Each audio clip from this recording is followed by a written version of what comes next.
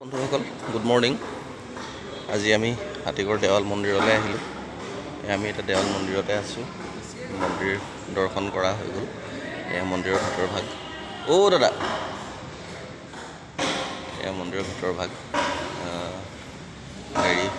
চাবি পূজন কৰা হ'ল। আহি আছোঁ ৰ'ব। এইফালে বিষ্ণু আৰু লক্ষ্মী নাৰায়ণ মন্দিৰ, মাজত মেইন লিংগ ভাগ আছে। তাত পূজা অৰ্চনা হ'ল, শৰাই দিয়া হ'ল। সুন্দৰভাৱে পূজা অৰ্চনা কৰি পূজাৰীয়ে সকলো সম্পূৰ্ণ কৰি দিলে। আৰু এইফালে বিঘিনি বিনাশন সিদ্ধি গণেশ হনুমান মন্দিৰ, তাতো দৰ্শন কৰিলোঁ। খুব সুন্দৰ পৰিৱেশ।